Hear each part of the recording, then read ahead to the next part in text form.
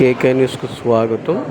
అందరికీ ఎక్స్ నమస్కారం. MLA Vasupalli Ganesh Kumar press Visakhapatnam ఒక మీట్లో మేజర్ సిటీ, విశాఖపట్నం సౌత్ ఇండియాకి ఎయిర్పోర్ట్ని కొనసాగించాలి. మంచి భోగాపురం ఎయిర్పోర్ట్ జియోగ్రఫికల్గా 3.5 hours జర్నీతో డెవలప్ అయిన సిటీ. విశాఖ ప్రజలు ఇబ్బంది పడతారని తెలియజేశారు. ఇటువంటి సిటీ ఏదైతే మంచి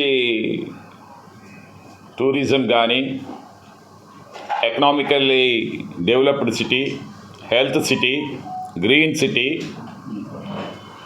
ఈరోజు ఒక ఎయిర్పోర్ట్ని కోల్పోతాం అన్నాం అన్నమాట. సో బాధ అనిపిస్తూ ఉంది. విశాఖపట్నంలో పుట్టినటువంటి సిటిజన్గా నాకైతే చాలా బాధ అనిపిస్తుంది అన్నమాట.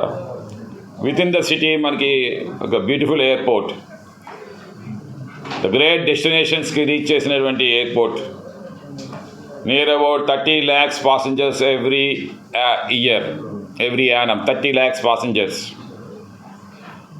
ఈరోజేమో జిఎంఆర్ గ్రూప్తో సివిల్ ఏవియేషన్ అథారిటీ ట్యాప్ చేసి విశాఖపట్నం దాటి విజయనగరం జిల్లాలో నిర్మాణం చేశారు. దాన్ని స్వాగతిస్తూ ఉన్నాం. Bhogapuram airport is a very beautiful airport.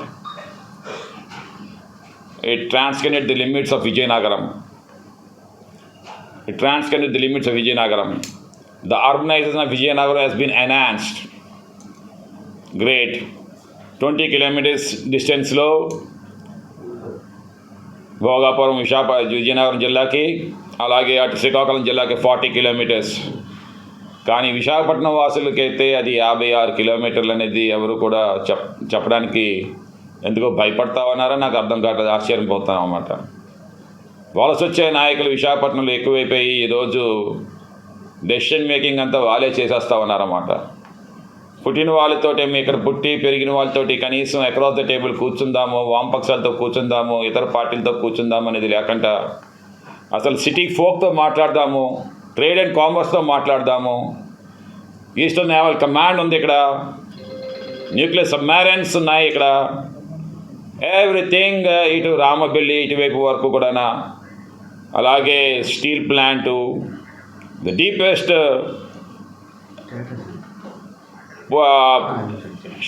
Port trust, మన విశాఖపట్నం పోర్ట్ ట్రస్ట్ అవ్వచ్చు, లేదనుకుంటే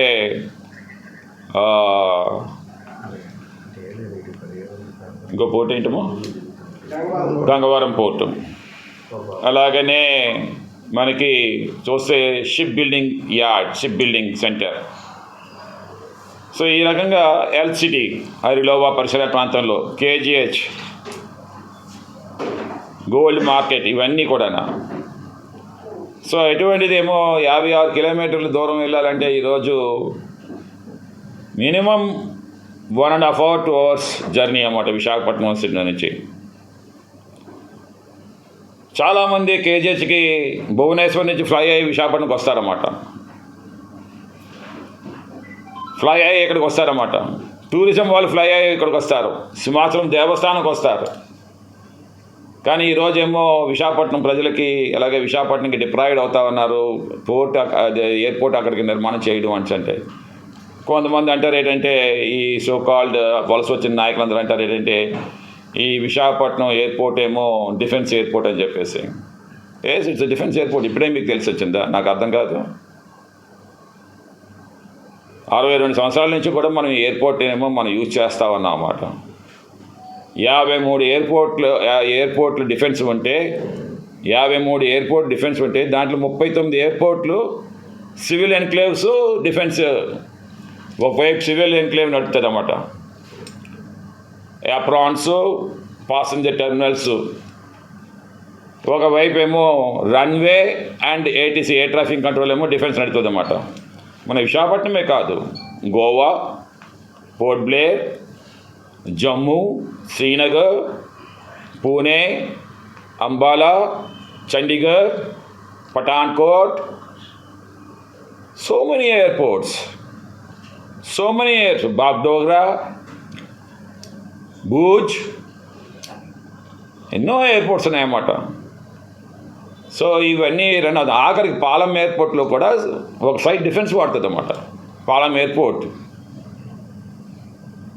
ఏ ఎయిర్పోర్ట్స్ అయినా సరే ఉన్నవి ఇండియా సివిల్ ఏవియేషన్ అథారిటీలు ఉండేవన్నీ కూడా one side it has to be given to the defence. When war demands వచ్చినప్పుడు ఆపరేషనల్ ఫెసిలిటీస్ కోసం అని చెప్పేసి every aircraft can land anywhere, even in the Shamshabad airport also డిఫెన్స్వి కూడానా. Even the highways also has to be given for the defence when the time comes. So దానివల్ల మనకేమి navy మనల్ని ఏమో గెట్అవుట్ అని చెప్పి అంటలేదు. ఏదో జిఎంఆర్ గారు 5,000 కోట్లు అప్పు తీసుకొని వచ్చి 5 బ్యాంకుల నుండి 5,000 కోట్లు తీసుకొచ్చి జిఎంఆర్కి ల్యాండ్ ఇచ్చి మీరేమో కట్టించారు, బాగానే ఉంది. అదనేమో ఎక్స్పెక్టేషన్స్ 30 లక్షలేమో 60 లక్షలు పాసెంజర్స్ చేస్తామని చెప్పేసి. కానీ ఎట్ వాట్ కాస్ట్? ఈరోజు అవైధానం జరిగితే సుమారు 1,00,000 మంది హార్ట్ ట్రాన్స్ప్లాంటేషన్ కోసం అని చనిపోతున్నారు మన ఇండియాలోని. 2 లక్షల మంది ప్రతి సంవత్సరం కిడ్నీ ట్రాన్స్ప్లాంటేషన్ కోసం చనిపోతున్నారు. 3 లక్షల మంది లివర్ ట్రాన్స్ప్లాంటేషన్ కోసం చనిపోతున్నారు అన్నమాట. అవైధానం చేస్తే కనీసం మన విశాఖపట్నంకి వచ్చిన తర్వాత ఏమో అది ట్రాన్స్ప్లాంటేషన్ కూడా నోచుకోలేని పరిస్థితి వస్తుంది అన్నమాట. ఇప్పుడు అందుకే ఏంటంటే సపోజ్ ఏ ఆర్టీ వచ్చిందనుకోండి, 2 గంటల కంటే 3 గంటల కంటే ఎక్కువ అది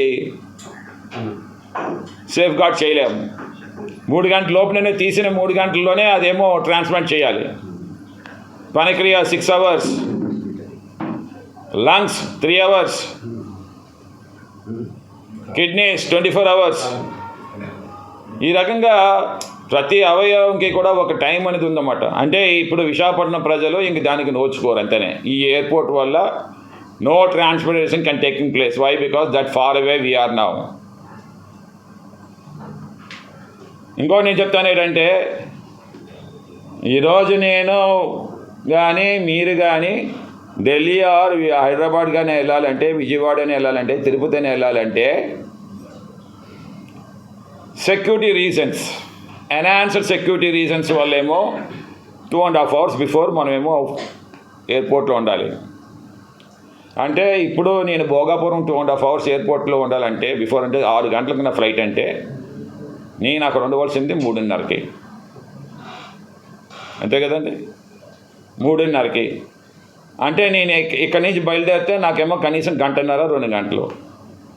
2 గంటలు అంటే 5.5 గంటలు. 2.5 ఇది 4.5 గంటలు.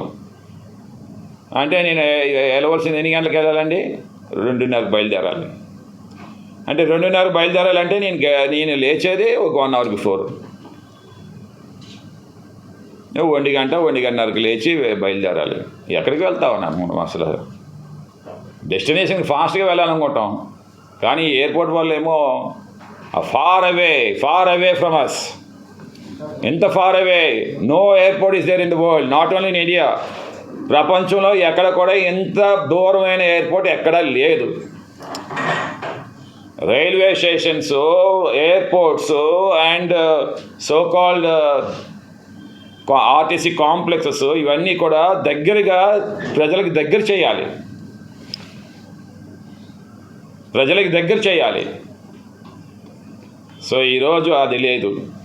తర్వాత ఇంకోటి కూడా జిఎంఆర్ ఇంతవరకు కూడా ఈ సో కాల్డ్ భరత్, ఈ so called Rammohan sir, the minister of aviation, he doesn't even speak of the employees.